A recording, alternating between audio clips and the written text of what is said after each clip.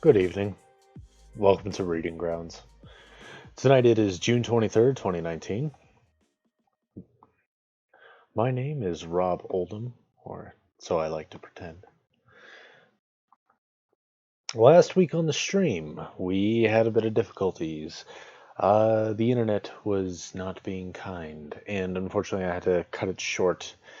I was able to get a reading of the fairy tale King Thrushbeard out, but I'm afraid that was all that I managed. And now here I am.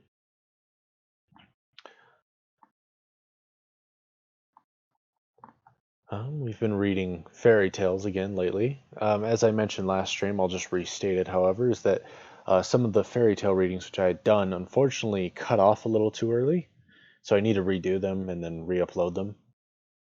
I've mentioned this before, but I'm going to say it again just so people are aware, if they're at all curious. When it comes to these readings, you need a cutoff time.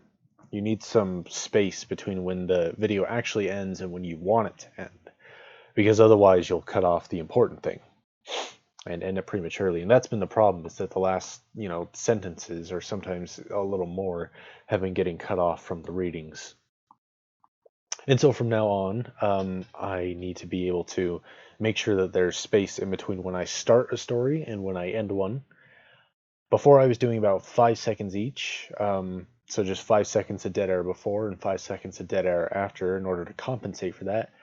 I think from now on, I'm going to try 7, maybe even 10 seconds.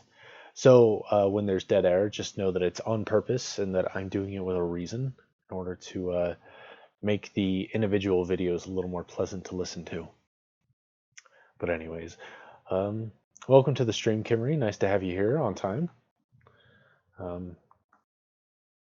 Looks like Tyler might not be on tonight, unfortunately.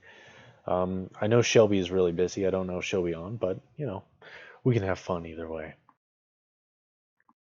Let's take a look at Wikipedia's front page tonight. The featured article today is Shergar, who was an Irish-bred, British-trained thoroughbred racehorse. In 1981, Shergar ran in 6 races, winning 5 of them. In June that year, he won the 202nd Epsom Derby by 10 lengths, the longest winning margin in the race's history. 3 weeks later, he won the Irish Sweeps Derby by 4 lengths. A month after that, he won the King George VI and Queen Elizabeth Stakes by 4 lengths. He was retired to the Ballymanny Stud in Count Kildare, Ireland, but was stolen by an armed gang in February 1983. In 1999, Sheen O'Callaghan, a former member of the Provisional Irish Republic Army, published details of the theft and said it was an operation to raise money for arms.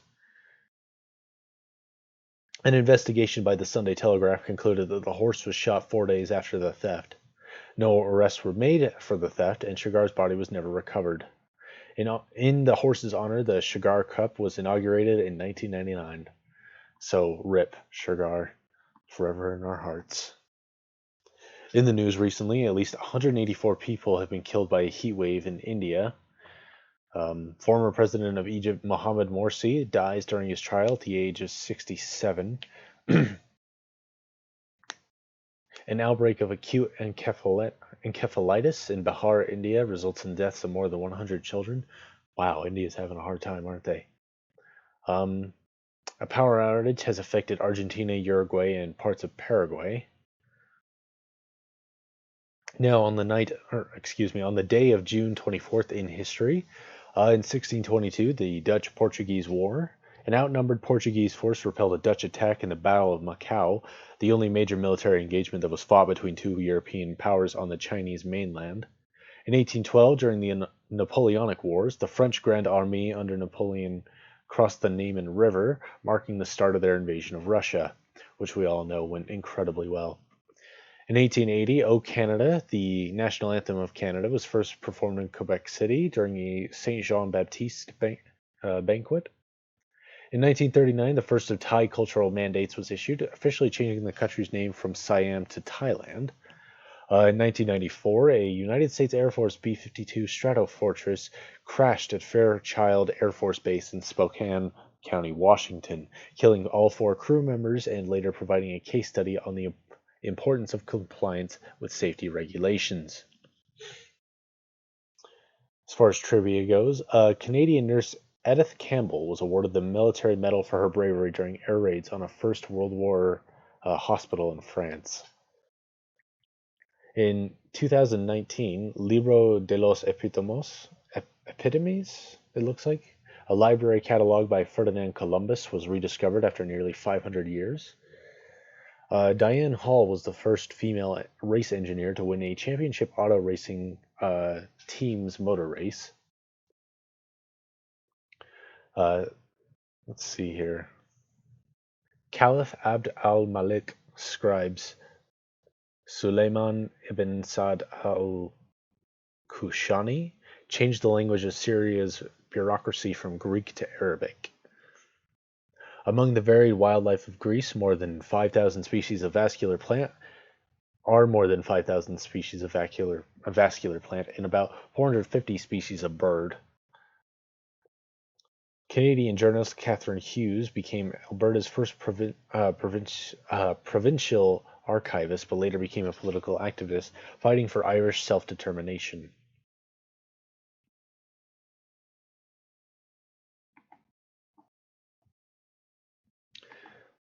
I don't know what good any of that information does, but something to consider. So last time on the stream, before I was so rudely interrupted, I was reading The Maiden Without Hands. Knock on wood, hopefully the internet does not crap out on me then this time. But I'm going to retry reading that.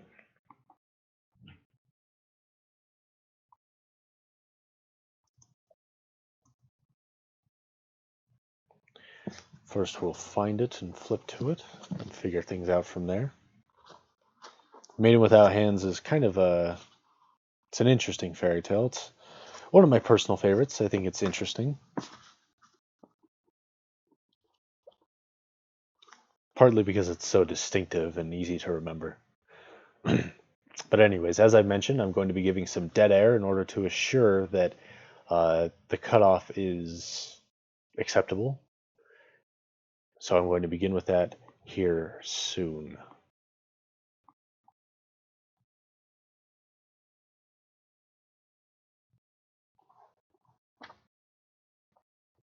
The Maiden Without Hands. A miller, who had gradually become very poor, had nothing left but his mill and a large apple tree behind it. One day, when he went into the forest to gather wood, an old man, whom he had never seen before, came toward him and said, "Why do you take the trouble to cut down wood? I will give you great riches if you will promise to me that which you have behind your mill." "That can be no other than my apple tree," thought the miller. "I possess nothing else." So he said to the old man, "Yes, I will let you have it." Then the stranger smiled maliciously and said, "In 3 years I will come again to claim what belongs to me." And after saying this, he departed. As soon as the miller returned home, his wife came toward him and said, "Miller, from whence have all these riches came so suddenly into our house?" All at once every drawer and chest has become full of gold. No one brought it here, and I know not where it came from." "Oh," replied her husband, "I know all about it. A strange man whom I met in the wood promised me great treasures if I would make over to him what stood behind the great mill. I knew I had nothing there but the large apple tree, so I gave him my promise." "Oh, husband," said the wife in alarm, "that must have been the wizard. He did not mean the apple tree, but our daughter, who was behind the mill sweeping out the court." The miller's daughter was a modest and beautiful maiden, and lived in innocence and obedience to her parents for 3 years, until the day came on which the wicked wizard was to claim her. She knew he was coming, and after washing till she was pure and clean as snow, she drew a circle of white chalk and stood within it. The wizard made his appearance very early, but he did not dare to venture over the white circle. Therefore he could not get near her. In great anger he said to the miller, "Take away every drop of water, that she may not wash, otherwise I shall have no power over her." The frightened miller did as he desired, but on the next morning when the wizard came again, her hands were as pure and clean as ever, for she had wept over them. On this account the wizard was still unable to approach her, so he flew into a rage and said, "Chop her hands off, otherwise I cannot touch her." Then the miller was terrified and exclaimed, "How can I cut off the hands of my own child?" Then the wicked wizard threatened him and said, "If you will not do as I desire you, then I can claim you instead of your daughter, and carry you off." The father listened in agony, and in his fright promised to obey. He went to his daughter and said to her, "Oh, my child, unless I cut off your 2 hands, the wizard will take me away with him, and in my anguish I have promised. Help me in my trouble, and forgive me for the wicked deed I have promised to do." "Dear father," she replied, "do with me what you will. I am your child." Thereupon she placed her 2 hands on the table before him, and he cut them off. And the wizard came the next day for the 3rd time, but the poor girl had wept so bitterly over the stumps of her arms that they were as clean and white as ever. Then he was obliged to give way, for he had lost all right to the maiden. As soon as the wizard had departed, the miller said, "My child, I have obtained so much good through your conduct that for your whole lifetime I shall hold you most precious and dear." "But I cannot stay here, father," she replied, "for I am not safe. Let me go away with people who will give me the sympathy I need so much." "I fear such people are very seldom to be found in the world," said her father. However, he let her go. So she tied up her maimed arms and went forth on her way at sunrise. For a whole day she travelled without food, and as night came on found herself near one of the royal gardens. By the light of the moon she could see many trees laden with beautiful fruit, but she could not reach them, because the place was surrounded by a moat full of water. She had been without a morsel to eat the whole day, and her hunger was so great that she could not help crying out, "Oh, if I were only able to get some of that delicious fruit! I shall die unless I can obtain something to eat very soon." Then she knelt down and prayed for help, and while she prayed, a guardian fairy appeared and made a channel in the water, so that she was able to pass through on dry ground.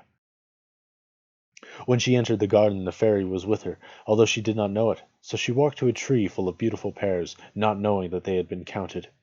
Being unable to pluck any without hands, she went close to the tree, and ate one with her mouth as it hung. One and no more, just to stay her hunger. The gardener, who saw her and the fairy standing near her, thought it was a spirit, and was too frightened to move or speak. After having satisfied her hunger, the maiden went and laid herself down among the shrubs, and slept in peace. On the following morning the king, to whom the garden belonged, came out to look at his fruit trees, and when he reached the pear tree and had counted the pears, he found one missing. At first he thought it had fallen, but it was not under the tree, so he went to the gardener and asked what had become of it. Then said the gardener, "There was a ghost in the garden last night, who had no hands and ate a pear off the tree with its mouth."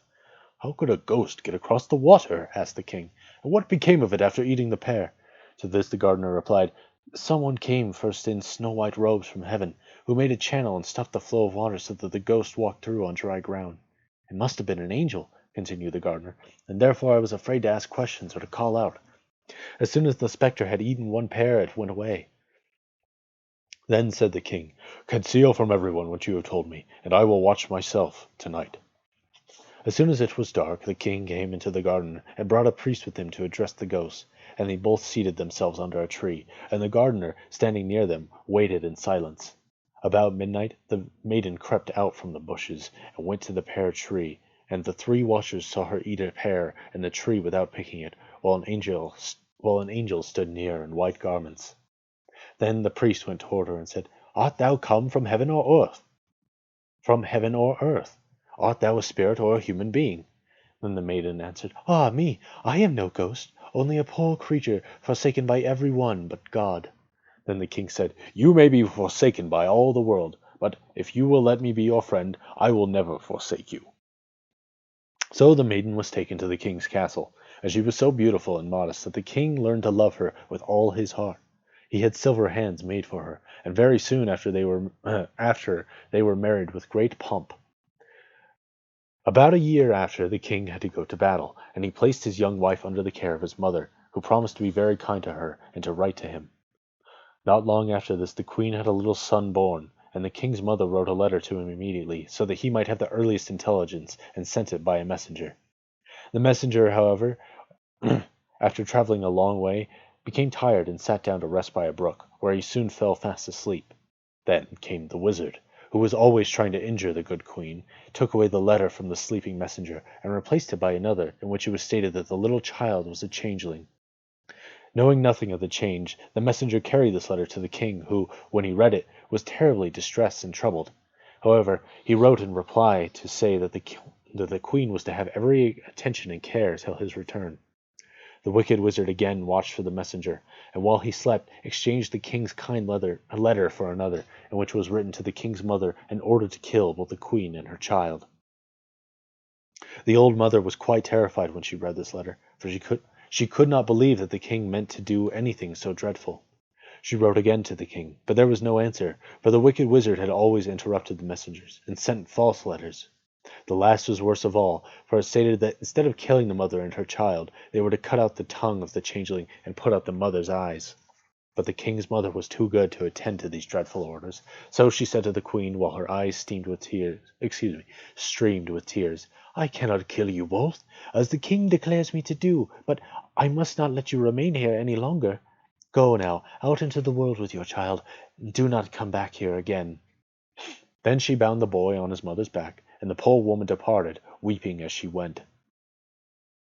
After walking some time, she reached a dense forest, and knew not which road to take. So she knelt down and prayed for help. As she rose from her knees, she saw a light shining from the window of a little cottage, on which hung a small signboard with these words, Everyone who dwells here is safe. Out of the cottage stepped a maiden dressed in snowy garments, and said, Welcome, queen wife, and led her in.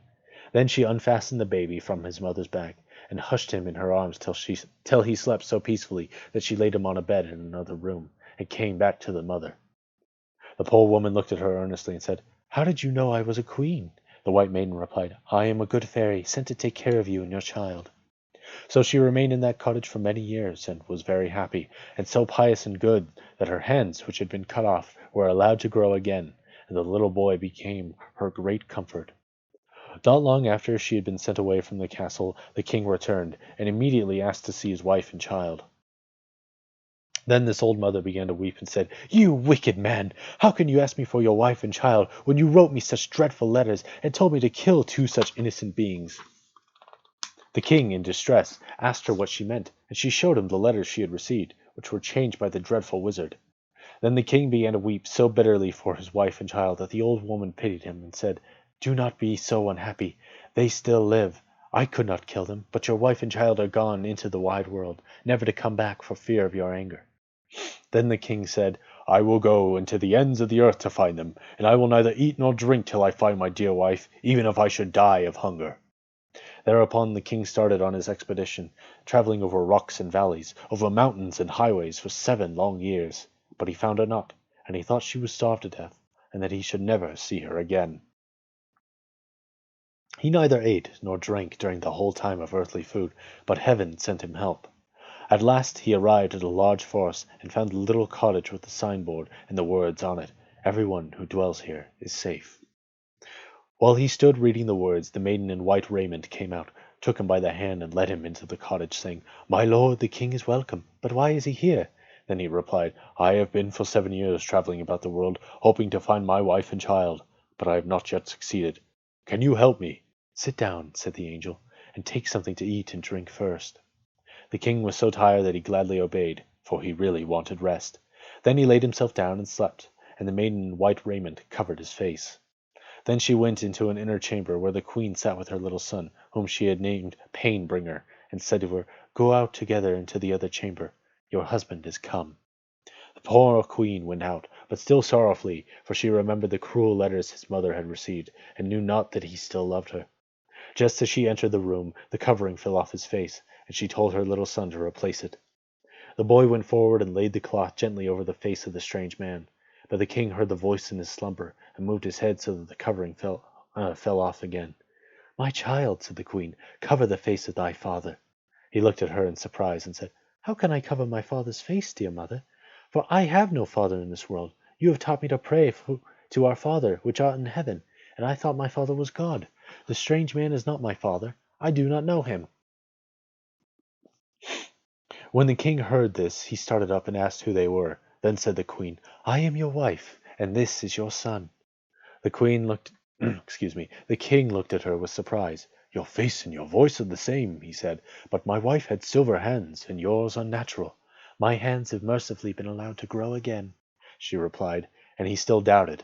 The maiden in white entered the room, carrying the silver hands, which she showed to the king.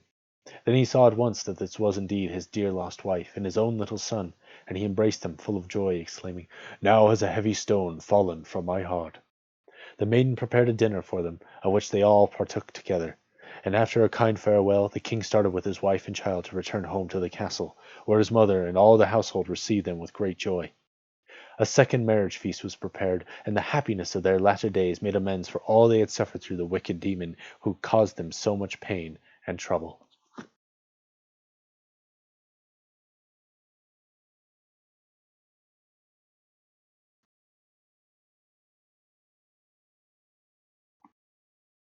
Okay.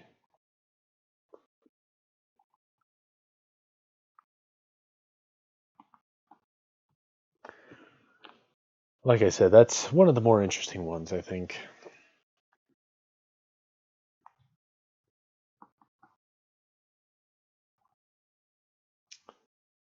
It's a little macabre at times, but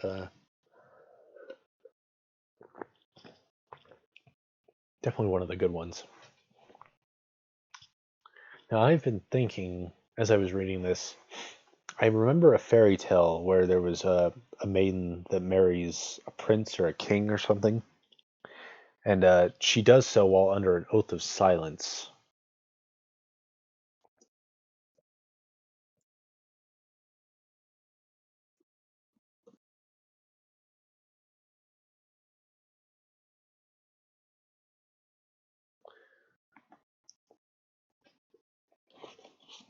I was thinking that was this story, but as I read it, obviously it seems that that's not the case. Let me see if I can find it.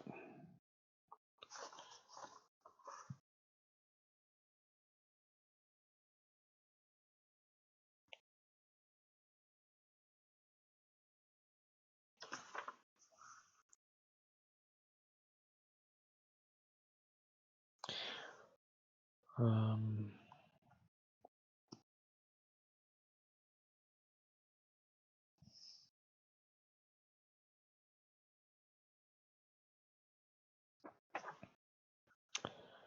a quick Google search said that it would be something like the Silent Princess or something.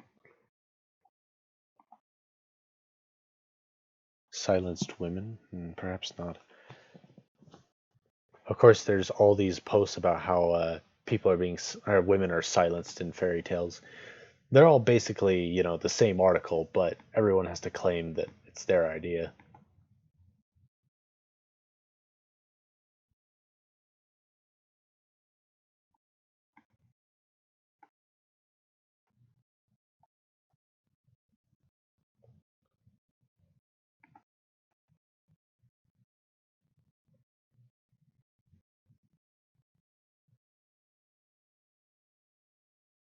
Briar Rose. I don't know if that's the one, but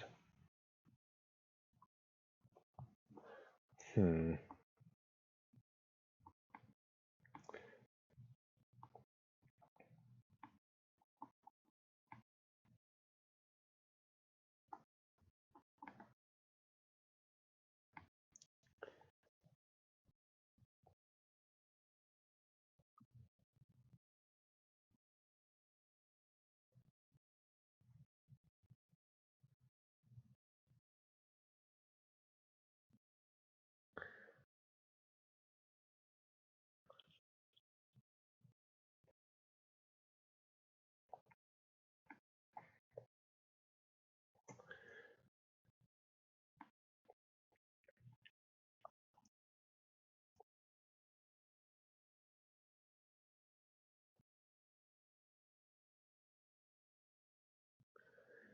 I don't think this one's it, but this particular fairy tale has kind of caught my attention. I don't know what it's about, so we'll be reading it and finding that out, hopefully together, unless, of course, you already know what the story is about.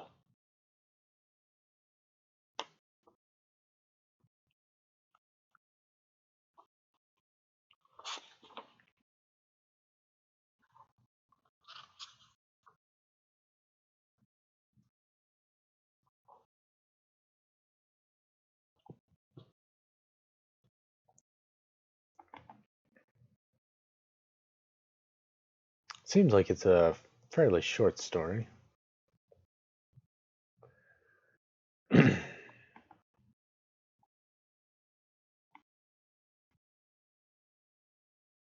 There's a YouTube video of this one, and that's what kind of caught my attention because the art style is a bit interesting. If I wasn't on the stream, I would just go ahead, but familiar with. You kind of look at it and you wonder. Um, the video I sent looks like it's definitely a cartoon, but it looks like it might be like an anime or something. Almost looks like a um, oh, what do they call it? Studio Ghibli. Almost looks like their art style. That seems particularly copyright.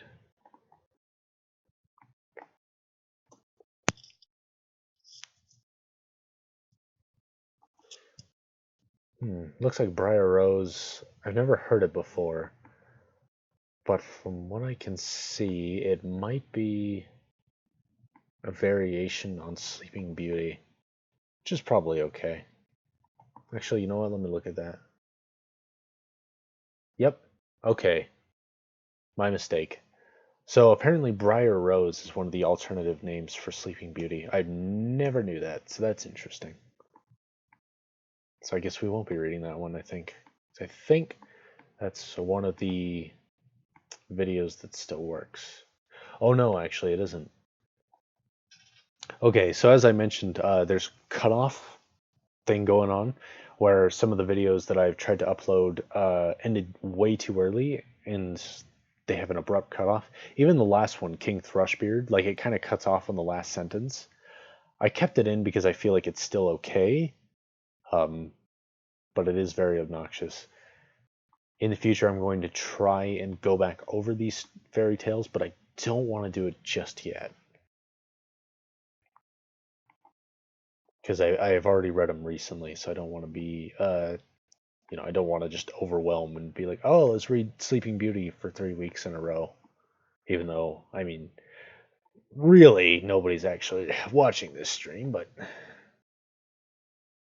you gotta be nice. By the way, just as an aside, if you're like me and you like fantasy art, like the art of fairy tales and just generally like that kind of weird fantasy genre fiction art, definitely check out Arthur Rackham. He's one of the classics. His art style is like perfect for fairy tales, and he's done a lot of work. He's passed away now, of course. He died in like the 40s or something, but if you're like me and you like that kind of stuff, definitely check it out. This picture on the stream right now is not by him. This is someone else. Kind of looks like Doré, in fact. Probably not him, but it kind of looks like him. Anyways,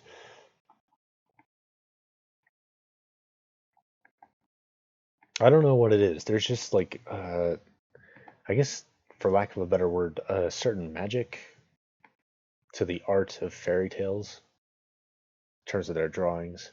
You don't see a whole lot that are like them these days. But anyways,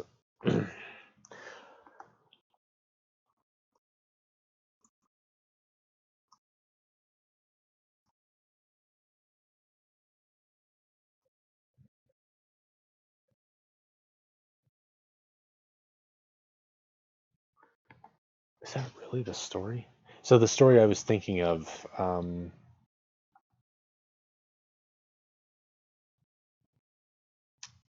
I couldn't remember most of the story, but I remember the ending. So I've been trying to look it up based on that. However,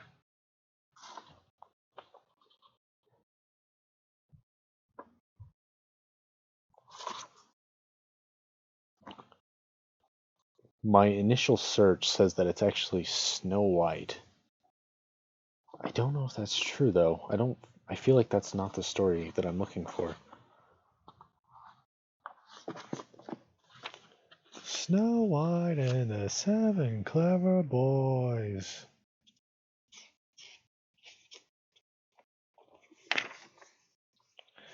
I'm a clever boy. Put me in that. Put me in that. Get me in that.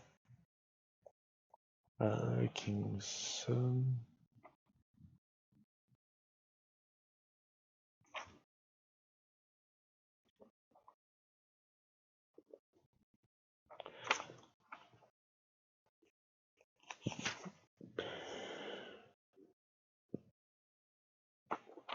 Although looking at it, it seems like there's actually more than one Snow White story. There's Snow White and Rose Red, and then there's Snow White and the Seven Dwarves.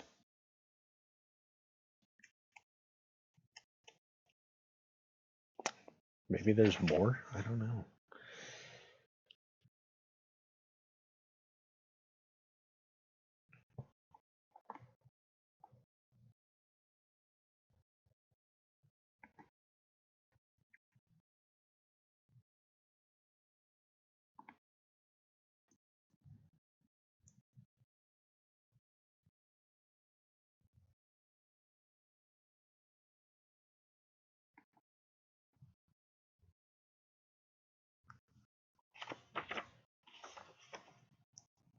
Maybe it is. I don't know. Let's find out.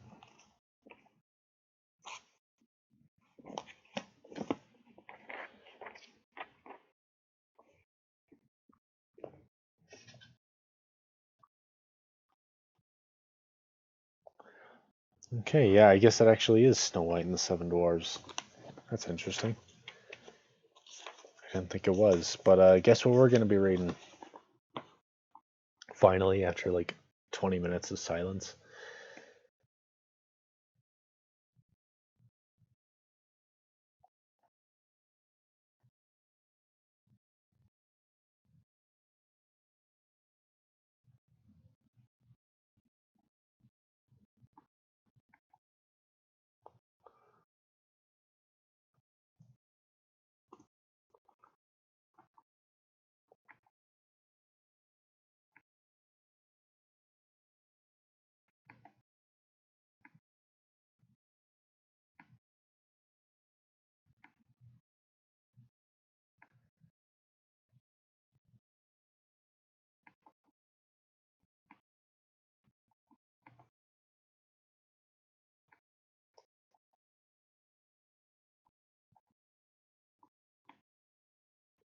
Let's see here. That is almost certainly an Arthur Rackham picture.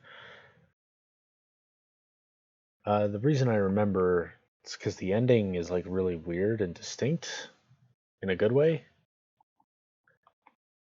But I could have sworn like, because I mean it's Snow White and the Seven Dwarfs. You know, you'd think you would remember if the ending was weird like that, given how famous it is. And instead, it's just not. You know, you just can't even remember.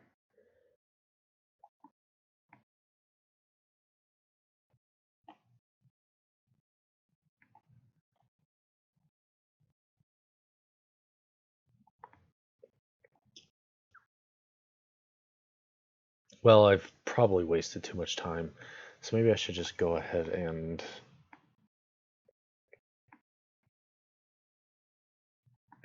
use one of these.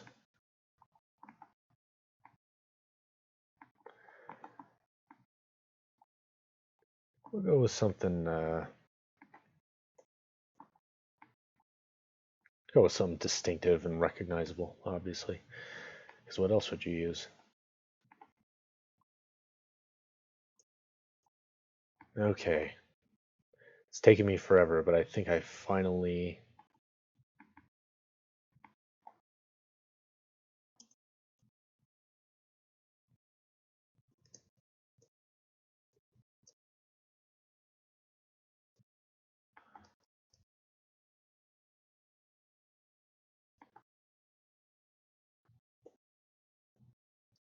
Oh dear.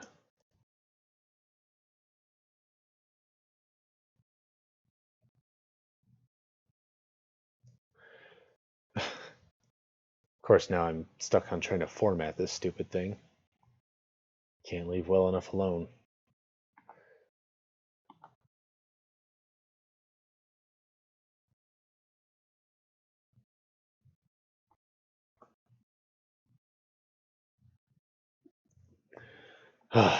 Okay.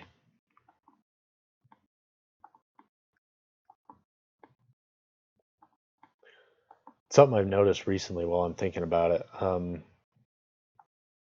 I don't even remember what I looked up. It was something stupid, but I looked something up and like none of the results were what I wanted. Um, all the videos suggested were like a million plus, but the thing was they all looked like the same from the thumbnail. Like it was different people and like it was like some kind of finger injury video. Yeah, what it was is it was Beavis and Butthead. I was trying to look up a clip from that because there's a clip that I love from that show where this guy's like, "Oi, I got me finger stuck in me bum," and I was trying to find that because I remember seeing it on YouTube. But unfortunately, it's been taken down or the account's been deleted or something. So I looked up, finger stuck in me bum or whatever, and I got these videos that people were like, "Oh, fingers," a video about a guy who got his finger stuck, or I got my finger, or something like that. It's all that YouTube vlog stuff, which all looks the same, and it looked doubly the same because standing next to each other, they were all like basically the same thumbnail.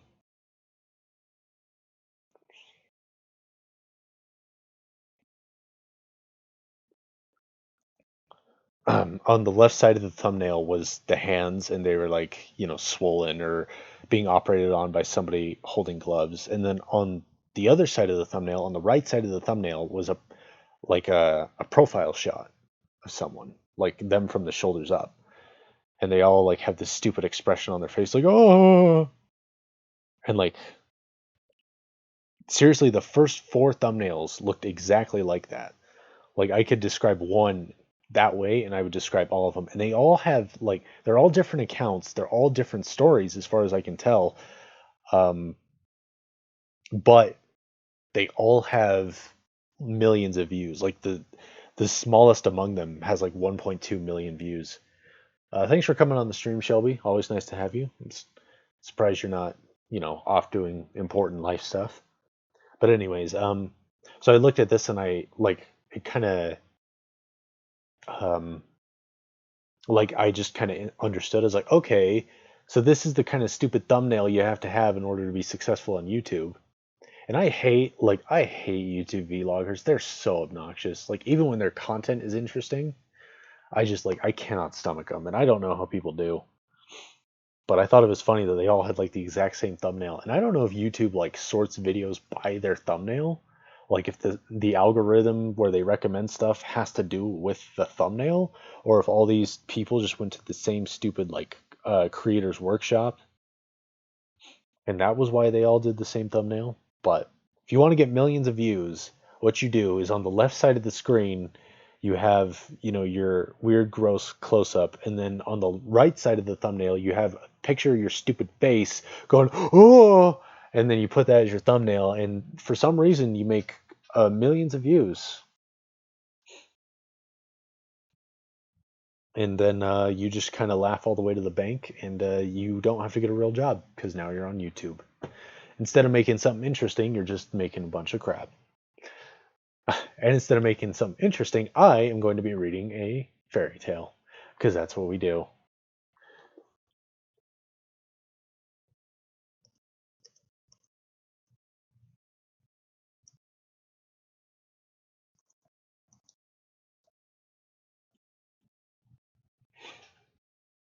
I've been actually, on the topic of that, I've been thinking a lot about like marketing and social media lately. I've been under a lot of, well, maybe not, maybe a lot is a bit of an exaggeration. I've been under uh, some mental havoc recently, some emotional havoc, and I'm okay. Like, you don't need to worry about me, but I just, like, I was trying to figure things out and just kind of, wrestling internally. And I was having some, personal problems, and I was wondering, like, and I couldn't quite name it, couldn't quite figure out exactly, what was good or not. I didn't know if like I was just doing something wrong, or you know, if it was just, part of the ebb and flow of life. Um, but at some point, I got the brilliant idea to take a few days off of social media, and I don't post a lot on social media. Um, but I was like, all right, I'll just do that. It's probably a good idea. And the first day I stopped it, like I only planned on taking one day off, but like I felt so good when I did that. Like if it was like a huge burden had kind of gotten away from me, and I felt so good. I was like, holy crap, that does this just mean that social media is just messing with me? And it's not even necessarily that it's anything specific. It's not like I'm in a certain part of social media or reading up on something and I'm like, oh, this is depressing. I need to get away from this. It's like stuff I already know about, stuff I'm familiar with and comfortable with. But for some reason, being on social media makes me feel depressed. It's kind of like when you go into like a liquor store and everyone's like, even though technically like the liquor store near my house, I've been there a few times to buy like cooking wine and all that. Um, I'm not going in to do anything wrong. People there are nice, and it's a pretty nice liquor store. It looks presentable. It's not like it's run down or anything. But for some reason, the moment I step in, like I feel terrible. And I'm not doing anything wrong. I'm not messing around or anything like that. But I feel like it's kind of the same deal, where social media just kind of like does that to me, which is really weird. Uh, it's funny that it does that, but yes, cooking wine. So I was like, okay, I ended up taking a few more days off of social media just because I felt so good without it. But I was thinking about it, and I was like, wait, if I'm gonna be like a writer, like half of like, especially if you're self-published or indie published, you have to do your own marketing. You have to be the one that's like, hey, buy my book. I've got this story, come read it. You have to be the one that does that.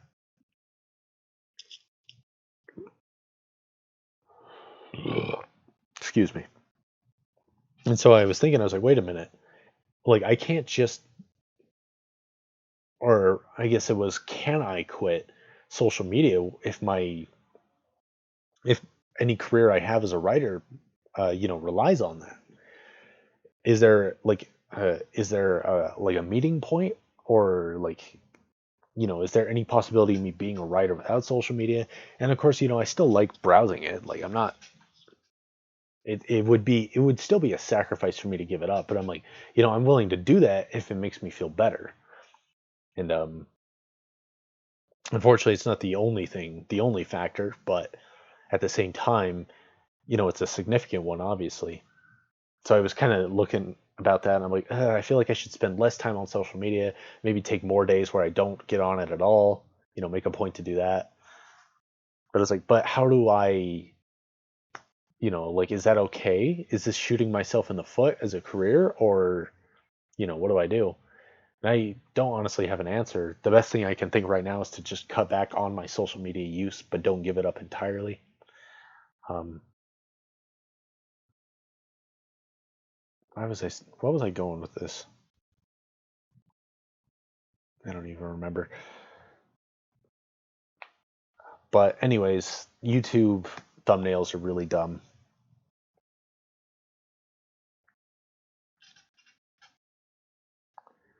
But anyways, yes, thanks for coming on the stream, Shelby. I did not try the cookie you gave me yet. Actually, at church, they had some leftover cake, I guess, from a wedding. Yeah, from a wedding. I don't know whose wedding it was, but they're like, yeah, we've got some leftover cake. You guys can have it. Just stop by the little food prep area after the fact and get yourself a slice. And it was a sizable slice. It was a good cake too. It was like chocolate and it had like a layer of peanut butter in the center. Oh my word. Oh my word. That was insanely good. So I wanted to eat the whole thing today rather than let it dry out. So unfortunately, Shelby, I did not try your cookie, but I do appreciate them. Um, Tomorrow, after, because I don't want to overdose on sugar. Maybe I do, but I'm gonna try not to. Um, Probably give that a whirl tomorrow.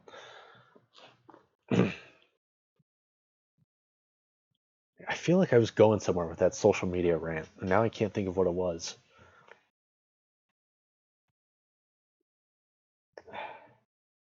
I don't know. I don't know. That's gonna bother me. But anyways, if you're like me, and I, I'm sure you all have your bad days. I mean, you're human, but if you want to try something, um, seriously, take a day off of social media. Like, don't get on YouTube, or don't get on Instagram. Get on YouTube so you can upvote my videos and all that. But stay off Instagram, Facebook, Twitter. If you're like always on like your news feed for like sports or uh, Entertainment Weekly, or even like me, I have a lot of video game stories. I try to abstain from those on Sundays as well. Just take a day off from that. See how it makes a difference in your life. But anyways, um, that's really gonna bother me. I feel like I was gonna say something else, and now I can't think of what it was. Oh well. I guess I should probably just get around to reading the story. So let's pop to it.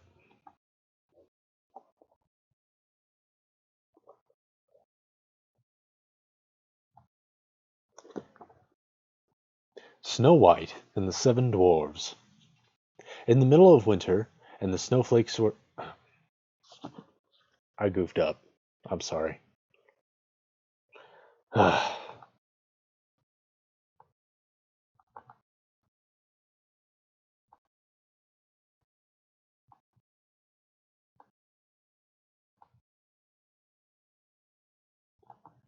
that all it is? Whatever.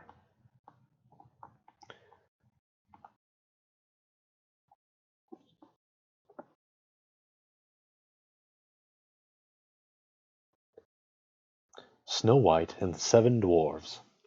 It was the middle of winter, and the snowflakes were falling like feathers from the sky, and the queen sat at her window working. Her embroidery frame was of ebony. And as she worked, gazing at times out on the snow, she pricked her finger, and there fell from it 3 drops of blood on the snow. And when she saw how bright and red it looked, she said to herself, "Oh, that I had a child as white as snow, as red as blood, and as black as the wood of the embroidery of frame." Not very long after, she had a daughter, with skin as white as snow, lips as red as blood, and hair as black as ebony, and she was named Snow White. And when she was born, the queen died. After a year had gone by, the king took another wife, a beautiful woman, but proud and overbearing, and she could not bear to be surpassed in beauty by anyone. She had a magic looking glass, and she used to stand before it and look in it, and say, "Looking glass upon the wall, who is fairest of them?" Looking glass upon the wall, who is fairest of us all? And the looking glass would answer, "You are fairest of them all." And she was contented, for she knew that the looking glass spoke the truth. Now Snow White was growing prettier and prettier, and when she was 7 years old she was as beautiful as day, far more so than the queen herself.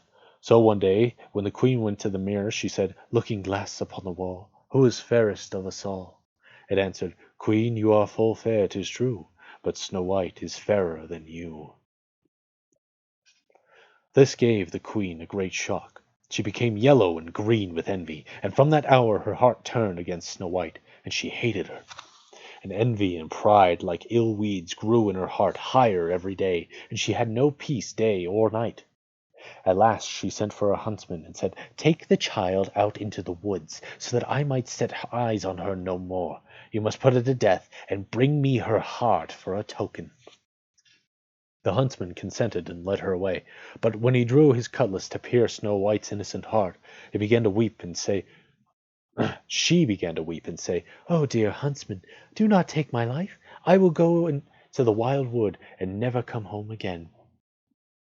And as she was so lovely, the huntsman had pity on her and said, "Away with you then, poor child," for he thought the wild animals would be sure to devour her, and it was as if a stone had been rolled away from his heart when he did not put her to death. Just at that moment a wild young boar came running by, so he caught and killed it, and took out its heart, and brought it to the queen for a token. And it was salted and cooked, and the wicked woman ate it up, thinking that there was an end of Snow White. Now when the poor child found herself quite alone in the wild woods, she felt full of terror, even to the very leaves of the trees, for she did not know what to do for fright. Then she began to run over the sharp stones and through the thorn bushes, and the wild beasts after her, but they did her no harm. She ran as long as her little feet would carry her, and then when the evening drew near she came to a little house, and she went inside to rest. Everything there was small, but as pretty and clean as possible. There stood the little table ready laid, and covered with a white cloth, and 7 little plates, and 7 knives and forks and drinking cups. By the wall stood 7 little beds, side by side, covered with clean white quilts.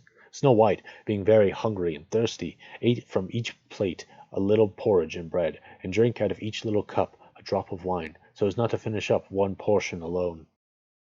After that she felt so tired that she lay down on one of the beds, but it did not seem to suit her. One was too long, and another too short, but at last the 7th was quite right, and so she lay down upon it, committed herself to heaven, and fell to sleep. When it was quite dark, the masters of the house came home. They were 7 dwarves whose occupation was to dig underground among the mountains. When they had lighted their 7 candles, and it was quite light in the little house, they saw that someone must have been in, as everything was not in the same order in which they had left it. The first said, "Who has been sitting in my little chair?" The second said, "Who has been eating from my little plate?" The third said, "Who has been taking my little loaf?" The fourth said, "Who has been tasting my porridge?" The fifth said, "Who has been using my little fork?" The sixth said, "Who has been cutting with my little knife?" The seventh said, "Who has been drinking from my little cup?" Then the first one, looking around, saw a hollow in his bed, and cried, "Who has been laying on my bed?" And the others came up and cried, "Well, someone has been sleeping in our beds too." But when the 7th looked at his bed, he saw little Snow White lying there asleep. When he told the others, who came running up, crying out in their astonishment, and holding up their 7 little candles to throw a light upon Snow White. "Oh goodness! Oh gracious!" cried they. "What beautiful child is this?" and was so full of joy to see her that they did not wake her, but let her sleep on. And the 7 dwarfs slept with his comrades, an hour at a time with each, until the night had passed. When it was morning, Snow White awoke and saw the 7 dwarfs. She was very frightened, but they seemed quite friendly, and asked her what her name was, and she told them, and then they asked how she came to be in their house. And she related to them how her stepmother had wished her to be put to death, and how the huntsman had spared her life, and how she had run the whole day long, until at last she found their little house. Then the dwarf said, "If you will keep our house for us, and cook and wash and make the beds, and sew and knit, and keep everything tidy and clean, you may stay with us, and you shall lack nothing." "With all my heart," said Snow White, and so she stayed, and kept the house in good order. In the morning the dwarfs went to the mountain to dig for gold. In the evening they came home, and their supper had to be ready for them. All the day long the maiden was left alone, and the good little dwarfs warned her, saying, "Beware of your stepmother. She will soon know you are here. Let no one into the house." Now the queen, having eaten Snow White's heart, as she supposed, felt quite sure that now when she was she was the first and fairest, and so she came to her mirror and said, "Looking glass upon the wall, who is fairest of us all?" And the glass answered, saying, "Queen, thou art of beauty rare, but Snow White living in the glen with the 7 little men is 1,000 times more fair." Then she was very angry, for the glass always spoke the truth, and she knew that the huntsman must have deceived her, and that Snow White must still be living. She thought and thought how she could manage to make an end of her. For as long as she was not in the fairest of the land, envy would let her no rest. At last she thought of a plan. She painted her face and dressed herself like an old peddler woman, so that no one would have known her. In this disguise she went across the 7 mountains, until she came to the house of the 7 little dwarves. And she knocked at the door and cried, "Fine wares to sell, fine wares to sell." Snow White peeped out of the window and cried, "Good day, good woman, what have you to sell?" "Good wares, fine wares," answered she, "laces of all colours." She held up a piece that was woven of variegated silk. "I need not be afraid of letting in this good woman," thought Snow White, and she unbarred the door and bought the pretty lace. "What a figure you are, child," said the old woman. "Come and let me lace you properly for once." Snow White, suspecting nothing, stood up before her and let her lace her with the new lace. But the old woman laced so quickly and tightly that it took Snow White's breath away, and she fell down as dead. "Now you have done, now you have done with being the fairest," said the old woman as she hastened away. Not long after that, towards evening, the 7 dwarfs came home, and were terrified to see their dear Snow White laying on the ground, without life or motion. They raised her up, and when they saw how tightly she was laced, they cut the lace in two. Then she began to draw breath, and little by little returned to life. When the dwarfs heard what had happened, they said, "The old peddler woman was no other than the wicked queen. You must beware of letting anyone in when we are not here." And when the wicked woman got home, she went to her glass and said, "Looking glass upon the wall, who is fairest of them all?" And it answered before her, "Queen, thou art of beauty rare, but Snow White living in the glen with the 7 little men is 1,000 times more fair." And when she heard that she was so struck with surprise that all the blood left her heart, for she knew that Snow White must still be living. "But now," she said, "I will think of something that will be her ruin." And by witchcraft she made a poisoned comb. Then she dressed herself up to look like another different sort of woman. So she went across the 7 mountains and came to the house of the 7 dwarfs and knocked at the door and cried, "Good wares to sell, good wares to sell." Snow White looked out and said, "Go away, I must not let anybody in." "But you are not forbidden to look," said the old woman, taking out the poisoned comb and holding it up. It pleased the poor child so much that she was tempted to open the door, and when the bargain was made, the old woman said, "Now for once your hair shall be properly combed." Poor Snow White, thinking no harm, let the old woman do as she would. But no sooner was the comb put in her hair than the poison began to work, and the poor girl fell down senseless. "Now, you paragon of beauty," said the wicked woman, "this is the end of you," and went off.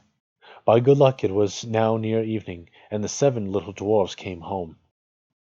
When they saw Snow White laying on the ground as dead, they thought directly that it was the stepmother's doing, and looked about, found the poisoned comb, and no sooner had they drawn it out of her hair than Snow White came to herself, and related all that had passed. Then they warned her once more to be on her guard, and again never let anyone in at the door. And the queen went home and stood before the looking glass and said, "Looking glass upon the wall, who is fairest of us all?" And the looking glass answered as before, "Queen, thou art of beauty rare, but Snow White living in the glen with the 7 little men is 1,000 times more fair." When she heard the looking glass speak thus, she trembled and shook with anger. "Snow White shall die," cried she, "though it should cost me my own life." And then she went to a secret, lonely chamber, where no one was likely to come, and there she made a poisonous apple. It was beautiful to look upon, being white with red cheeks, so that anyone who should see it must long for it, but whoever ate it, even a little bit of it, must die. When the apple was ready, she painted her face and clothed herself like a peasant woman, and went across the 7 mountains to where the 7 dwarfs lived. And when she knocked at the door, Snow White put her head out the window and said, "I dare not let anybody in. Oh, excuse me. I dare not let anybody in. The 7 dwarfs told me not to." "All right," said the old woman. "I can easily get rid of my apples elsewhere. There, I will give you one." "No," answered Snow White, "I dare not take anything." "Are you afraid of poison?" said the old woman. "Look here, I will cut the apple in 2 pieces. You can have the red side, and I will have the white." For the apple was so cunningly made that all the poison was in the rosy half of it. Snow White longed for the beautiful apple, and and as she saw the peasant woman eating a piece of it, she could no longer refrain, but stretched out her hand and took the poisoned half. But no sooner had she taken a morsel of it into her mouth than she fell to the earth as dead. And the queen, casting on her a terrible glance, laughed aloud and cried, "As white as snow, as red as blood, as black as ebony. This time the dwarves will not be able to bring you to life again." And when she went home and asked the looking glass, "Looking glass, who is looking glass upon the wall, who is fairest of us all?" At last it answered, "You are fairest now of all." Then her envious heart had peace, as much as an envious heart can have. The dwarfs, when they came home in the evening, found Snow White lying on the ground, and there came no breath out of her mouth. She was dead. They lifted her up, and sought if anything poisonous was to be found, cut her laces, combed her hair, washed her with water and wine, but all was of no avail. The poor child was dead, and remained dead. Then they laid her on a bier, and sat all 7 of them round it, and wept and lamented 3 whole days. And then they would have buried her, but that she looked still as if she were living, with her beautiful blooming cheeks. So they said, "We cannot hide her away in the black ground." Then they had made a coffin of clear glass, so as to be looked into from all sides. And they laid her in it, and wrote in golden letters upon it her name, and that she was a king's daughter. Then they set the coffin out upon the mountains, and one of them always remained by it to watch. And the birds came by too, and mourned for Snow White, first an owl, then a raven, and lastly a dove. Now for a long while Snow White lay in the coffin and never changed, but looked as if she were asleep. For she was still as white as snow, as red as blood, and as black, and her hair was black as ebony.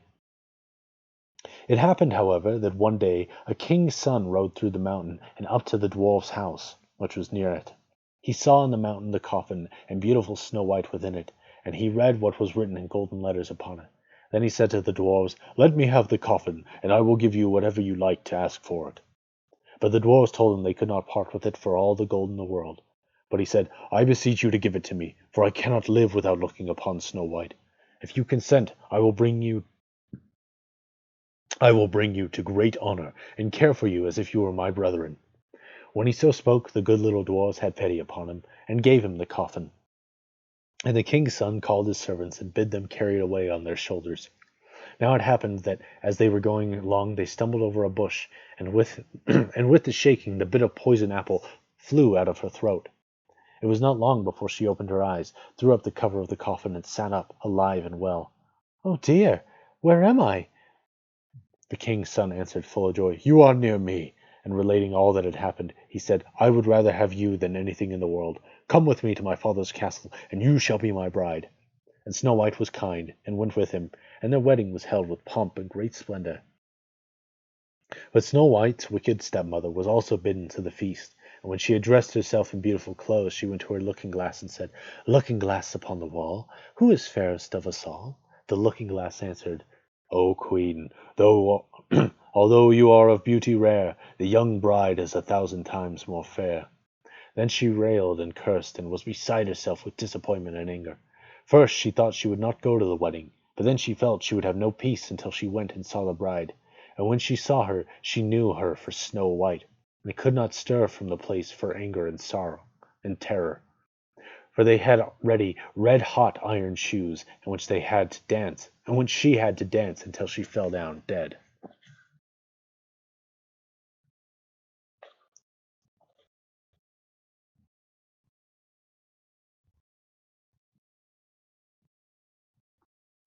Okay.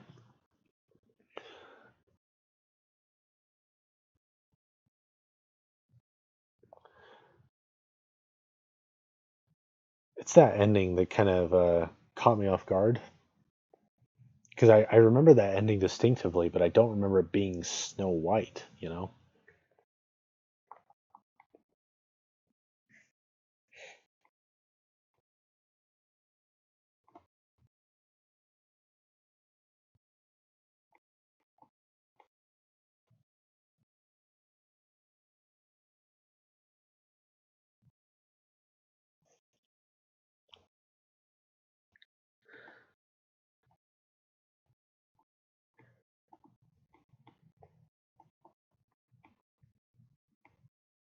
Like I said, you'd think you'd remember something like that, but apparently I don't, so, you know. I had no idea it was Snow White until I did a quick once over of the story.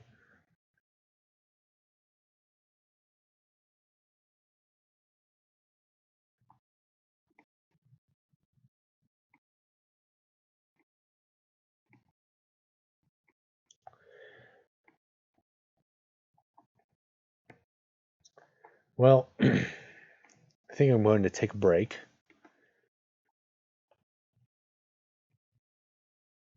and,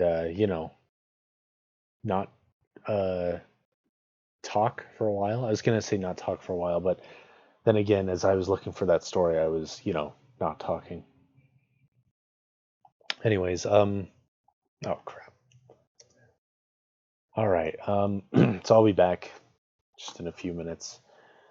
Um, when we come back, we'll talk a little bit about poetry and take a break, at least for a little bit of take a break from fairy tales.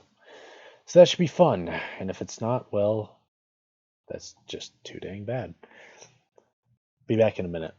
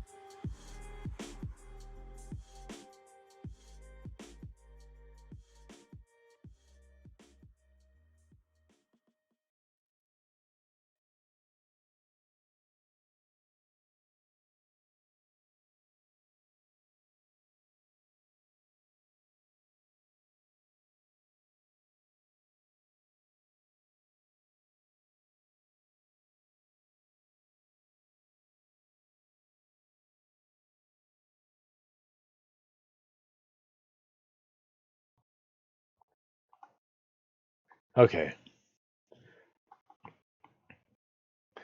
So, like I said,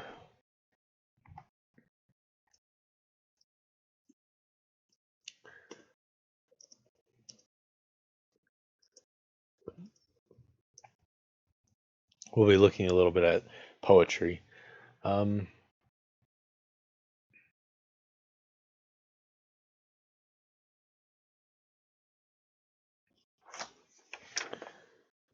because I've been going through my imaginative writing course for my summer class. It's been pretty easy so far. Probably still will be, just because, like, I mean, I've spent enough time writing that, like, it's not difficult for me to do writing. I mean, writing is still hard, depending, but I'm certainly having a pretty easy time of it compared to a lot of people. But we've been talking a little bit about poetry in class. So I thought might take a break from fairy tales to read some of those.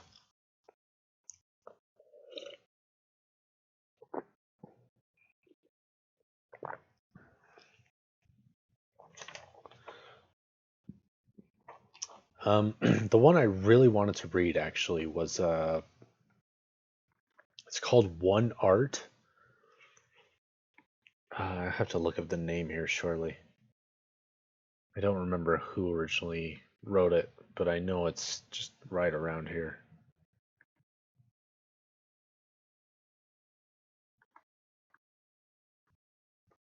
Uh,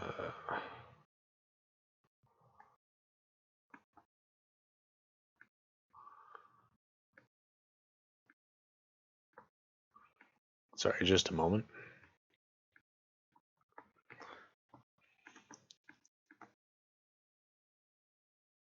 Okay, sorry. One Art by Elizabeth Bishop. And I really wanted to read this one because I actually really like it. Um, Unfortunately, there's, I guess, fairly, I mean, it's copyright. And it's not just like, oh, like, it's like a, like a serious, like, lawyer copyright and not just like an internet copyright. I really wanted to read it. And I was actually going to just straight up email the people that own it because the writer's been dead for like 30 years, but in fact 40, I think. Yeah, 40 years. And so I was really wanting to just, email them and be like, hey, I want to read this story. I'm just doing a small stream. Nobody even watches except for like two people. Um, but as I went through their website, they had this big long form that you had to fill out, and like it demands that you list like corporation and all this stuff, and I'm just like, it's not, I'm not doing that, I'm not publishing it, I'm just reading it. But and they said like the wait time for it was like 4 to 6 weeks to get a response, and I'm like, it's like, how many people do you get asking you about this stupid poem? I shouldn't say stupid, I really like it, but I don't know, it was frustrating. So ultimately I decided that I just didn't want to bother, that I was just gonna put it on stream anyway because it's not very long. um so I can't read it, but I will link it. It's One Art by Elizabeth Bishop. It's in the description right now.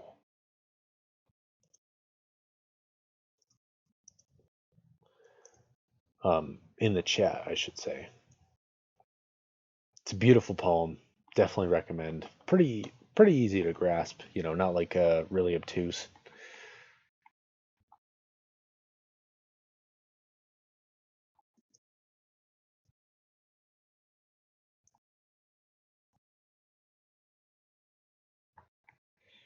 But if you're at all interested in poetry, give it a whirl.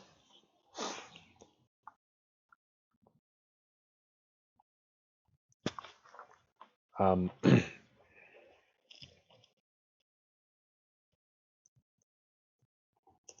there were some other ones. I'm gonna look at a couple of these.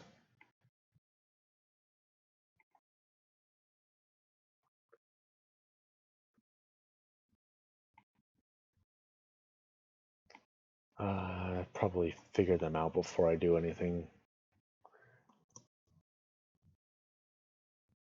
Okay, so I've got one here. I think it is technically copyright, but it doesn't seem to be nearly as big a deal as the other one. Actually, funnily enough, this other poem that I have, was first published the same year that Elizabeth Bishop died, who wrote One Art. So that's interesting. I was just gonna go ahead and read it, and if I get sued, I'll just take all you down with me.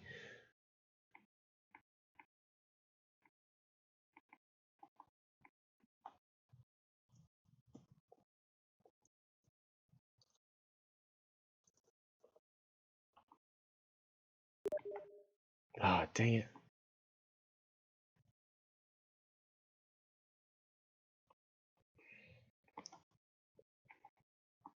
I deliberately.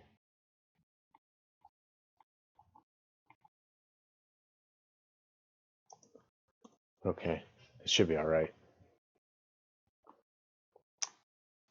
I didn't want that Steam notification sound to play, because if that plays while I'm doing a reading, I have to do the whole thing over again.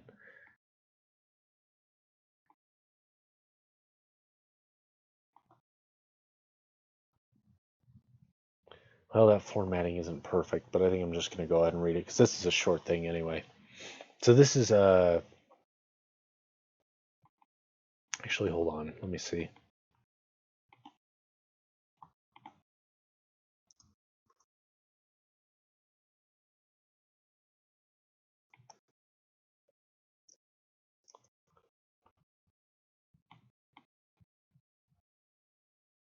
Okay, that looks a little better.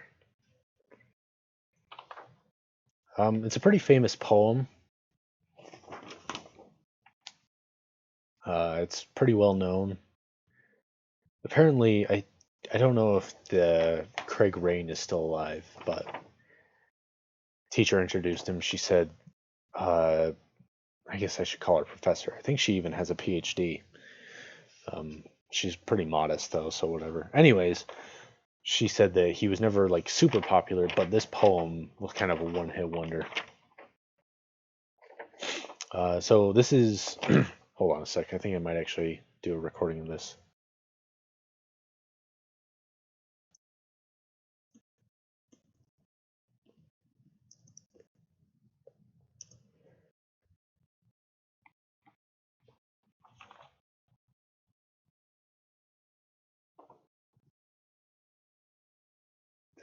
A Martian Sends a Postcard Home by Craig Rain. Caxtons are mechanical birds with many wings, and some are treasured for their markings. They cause the eyes to melt, or the body to shriek without pain. I have never seen one fly, but sometimes they perch on the hand. Mist is when the sky is tired of flight and rests its soft machine on ground. Then the world is dim and bookish, like engravings on a tissue paper. Rain is when the earth is television. It has the property of making colors darker. Model T is a room with the lock inside. A key is turned to free the world. For movement, so quick there is a film to watch for anything missed. But time is tied to the wrist or kept in a box, ticking with impatience. And homes, a haunted apparatus sleeps that snores when you pick it up. If the ghost cries, they carry it to their lips and soothe it to sleep with sounds, and yet they wake it up deliberately by tickling with a finger. Only the young adults are allowed to suffer openly. Adults go to a punishment room, with water but nothing to eat. They lock the door and suffer the noises alone. No one is exempt, and everyone's pain has a different smell. At night, when all the colors die, they hide in pairs, and read about themselves in color with their eyelids shut.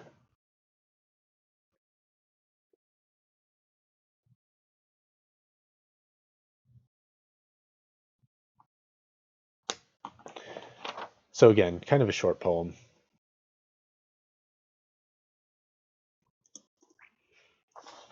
But as you can kind of garner from the title, uh, it's a sort of some people call it defamiliarization, where you take, an object or an idea and you kind of present it as if it's brand new. So in this case, he talks about in homes a haunted apparatus sleeps and snores when you pick it up. If the ghost cries, they carry it to their lips and soothe it to sleep with sounds, and yet deliberately wake it up by tickling it with a finger. That's referring to a phone. It's a simple, mundane object, but like if you were to, the idea is that if you were a Martian or somebody unfamiliar with phones and you were to see one, it'd be like, that's a really weird thing.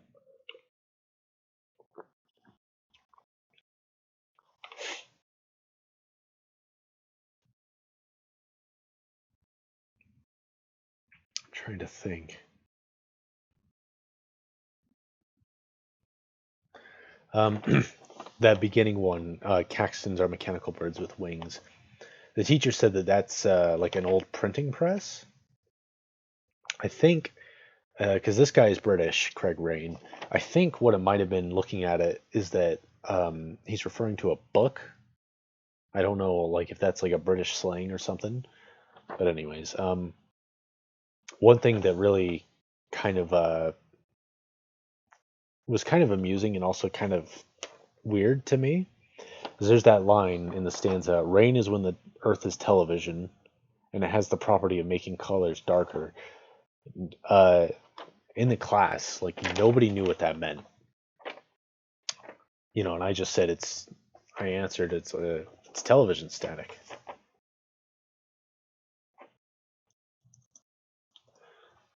And nobody knew what that was. Like none of the students knew what that was. Um, because I think I'm the oldest student there. Nobody seemed to know what static was because the TVs they grew up with was after the digital transition.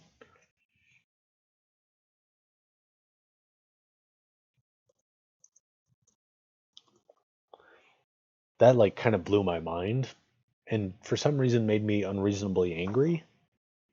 Not because I'm like, oh, I'm old, but just like it's static. Like how do you not know what static is? It's kind of a weird thing. So that's like I said, kind of a famous poem.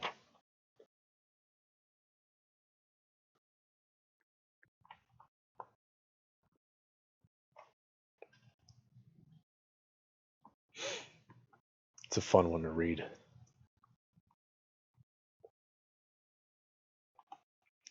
Um, I'm gonna read another one here. This is Shakespeare. This is another poem we read in the class.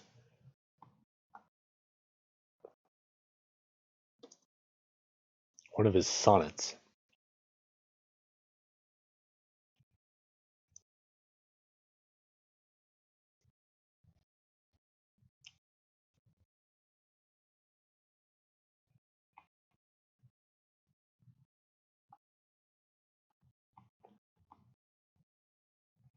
Again, this is kind of a short one. Sonnets are like, by as a rule, sonnets are 14 lines, and that's it. Which that's like a paragraph. But I like this one. Um, so here goes. Maybe.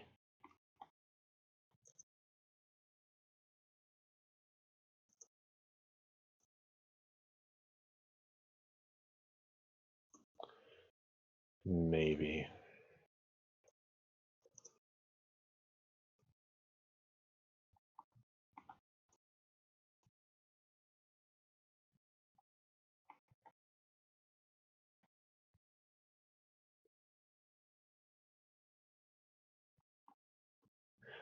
My mistress's eyes are nothing like the sun. Coral is far more red than her lips red. If snow be white, why then her breasts are dun. If hairs be wires, black wires grow on her head.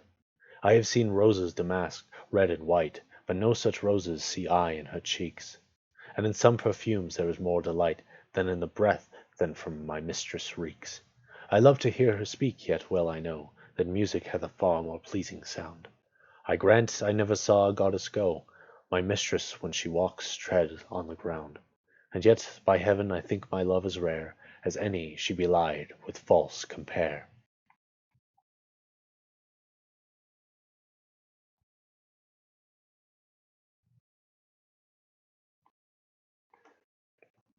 Again, real short, but if you've ever heard that song "My Funny Valentine," "My Funny Valentine," he's like, "Is your figure less than Greek? Is your mouth a little weak?"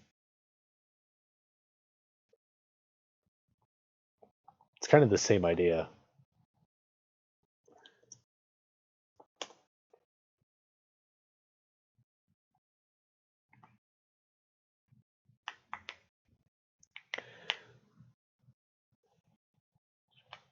The lyrics, "Your looks are laughable, unphotographable, yet you're my favorite work of art."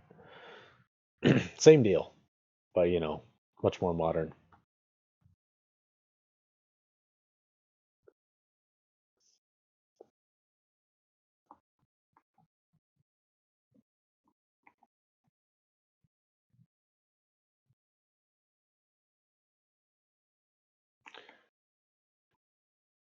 Oh my goodness. I just found out that Witch Hat Atelier just updated after like 3 months of hiatus. Like 20 minutes ago, in fact.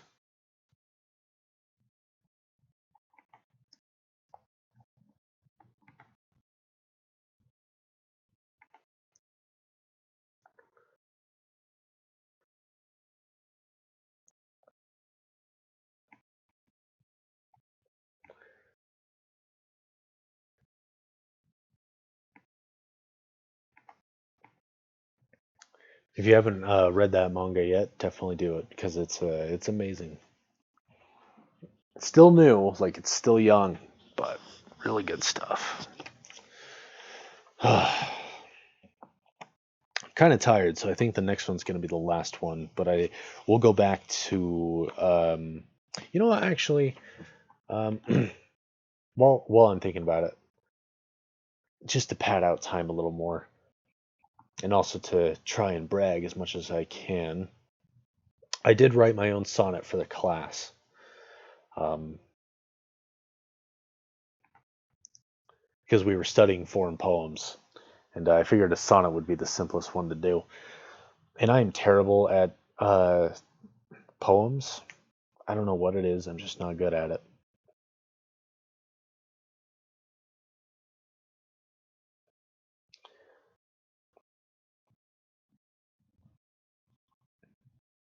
So I struggled. I wrote one poem, and I got pretty far. I almost finished it, but I was like, this is way too gross. So I decided not to go for it, and started the second one. And this one's still a little personal, but not intentionally. I just kind of made it up as I went along, and then I was like, okay, whatever. I don't have a name for it. I'll just read it real quick. Excuse me.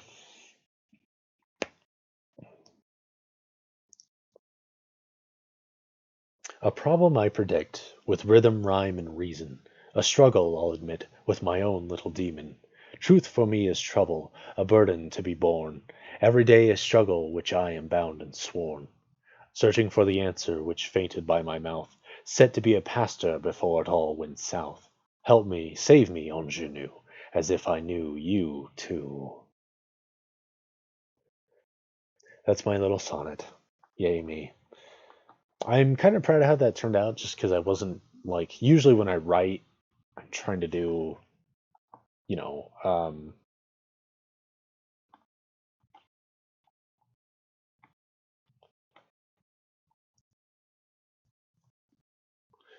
I'm usually have a deliberate thing going on.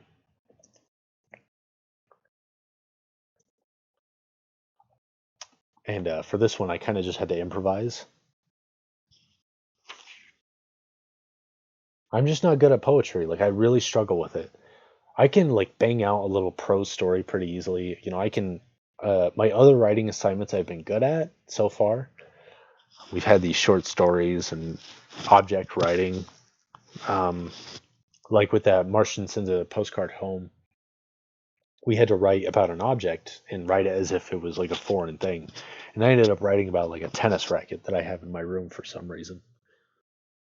And like that was easy, you know, it took me 20 minutes at the most. This sonnet took me all day because I wrote one and then I was like, ah, that's not very good. I have to start over.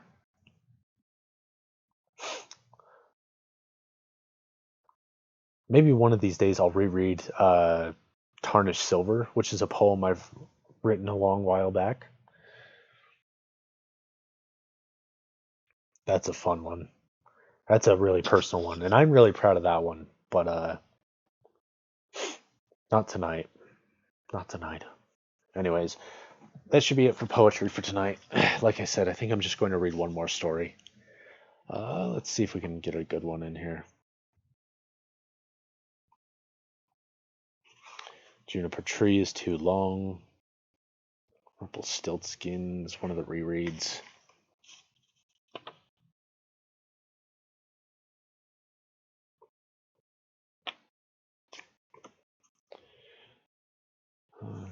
Clever else, the man who could not shiver and shake. That one seems familiar. I don't know if I want to read it though. That one is like 9 pages long. Holy crap. How many stories could you have of a guy that can't tremble?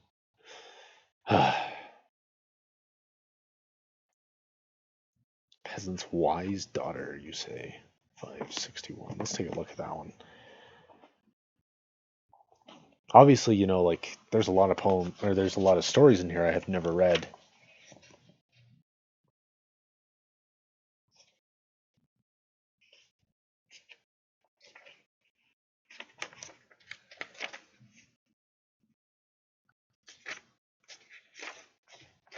Holy moly.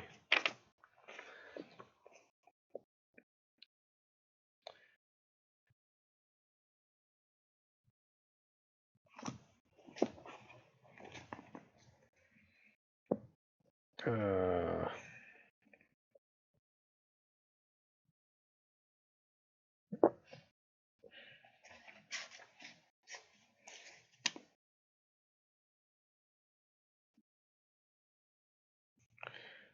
hmm.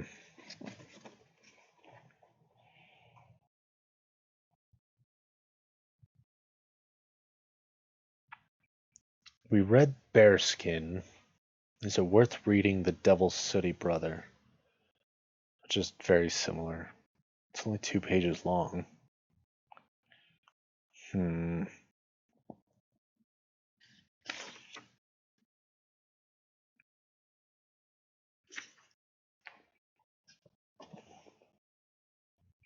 Yeah, maybe I'll read that one.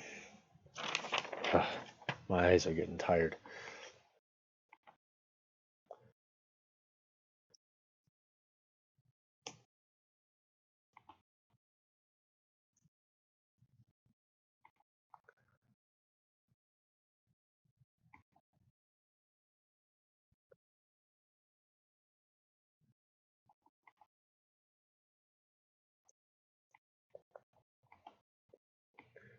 I don't even know if this one's like what you would consider to be a good role model. Probably not.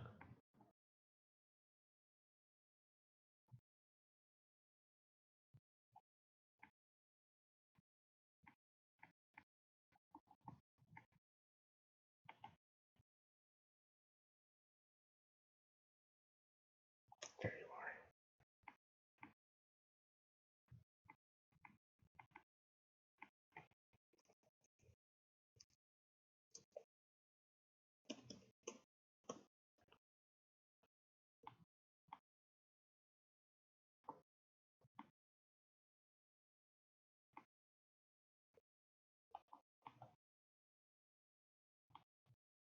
Such a cool name. I wish my name was the Devil's Sooty Brother. Then I bet I could get a date.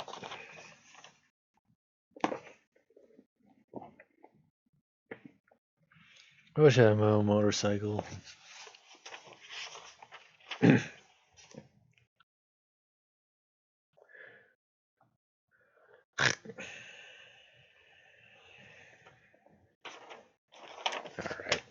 Gonna put this in here.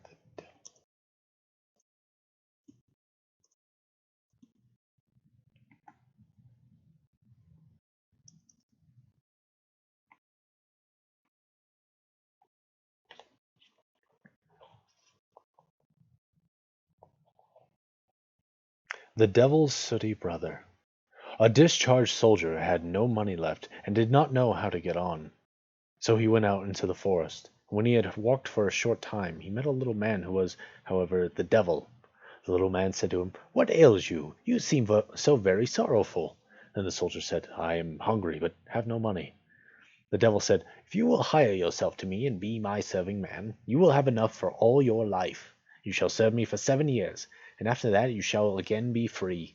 But one thing I must tell you, and that is, you must not wash, comb, or trim yourself, or cut your hair or nails, or wipe the water from your eyes."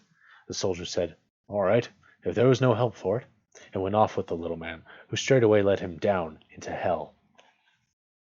Then he told him what he had to do. He was to poke the fire under the kettles wherein the hell broth was stewing, keep the house clean, drive all the sweepings behind the doors, and see that everything was in order. But if he once peeked into the kettles, it would go ill for him. The soldier said, "Good, I will take care." And the old devil went out again on his wanderings, and the soldier entered upon his new duties, and made the fire, and swept the dirt behind the doors, just as he had been bidden.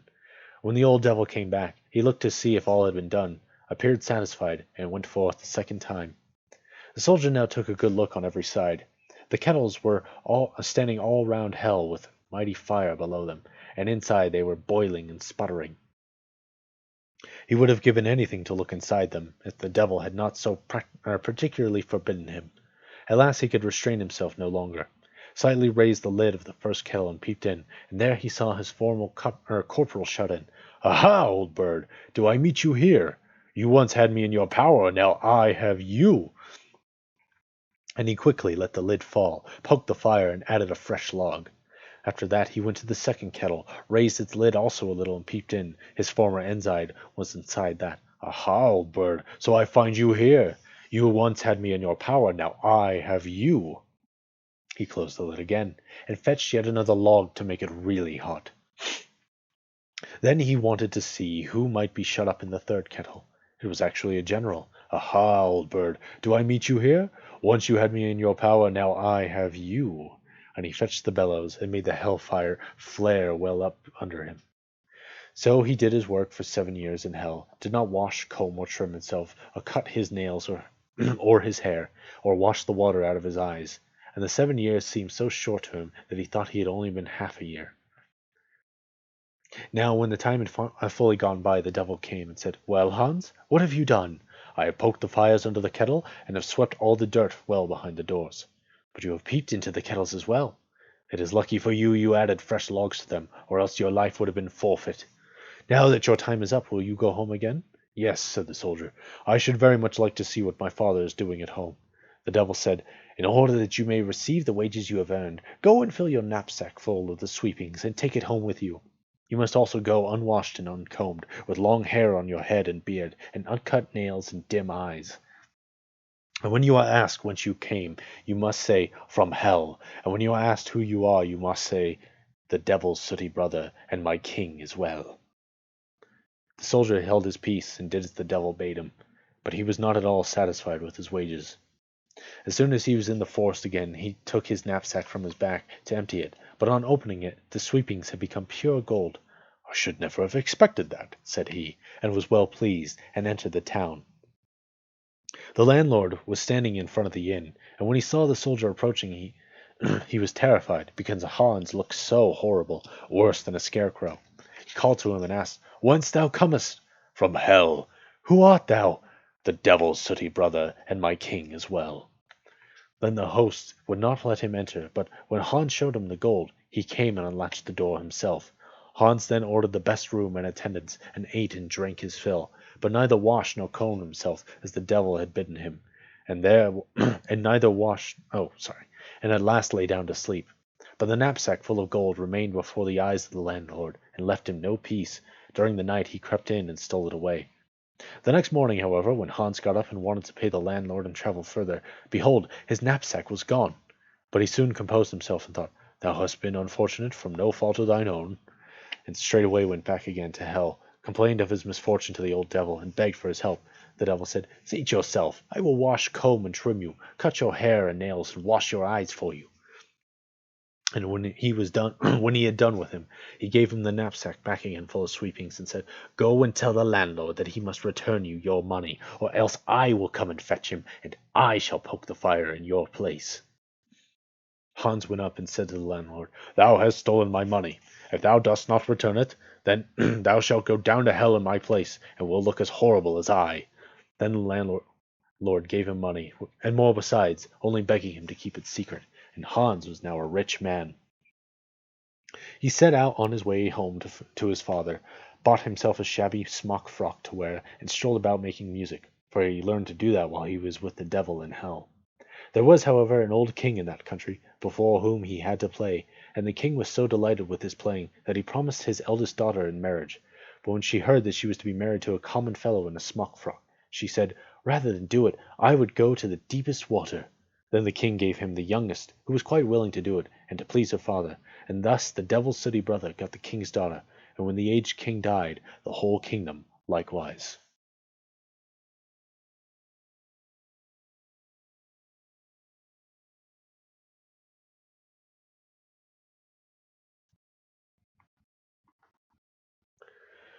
All right, I think that's about enough for me.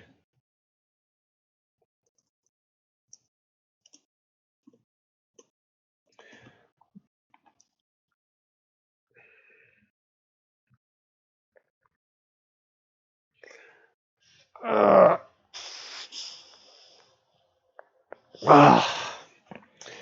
ah, yeah, I'm definitely ready to go to bed. But anyways, thank you for joining me tonight, or if you're listening to this after the fact, thank you for listening. Um, don't forget, I do have my blog. It's I've got a link to it in every description. Um, it updates every Sunday. It's got stuff where I talk about. It's been a lot of horror recently, which isn't my intent, but there's plenty of that there. Mostly talking about writing and how it pertains to certain pieces. Give it a whirl if you're bored, or even if you're not bored, give it a whirl because I could use the attention. Don't forget to like, comment, subscribe, do whatever it is you do, so I can be a YouTube sellout and have the funny little thumbnails as well. Because I mean, how else am I supposed to make money? Get a job? As if. But anyways, thank you for coming. We'll be streaming again next week, of course, assuming all goes according to plan. And I will see you never, because I don't see you. I just the internet. Good night.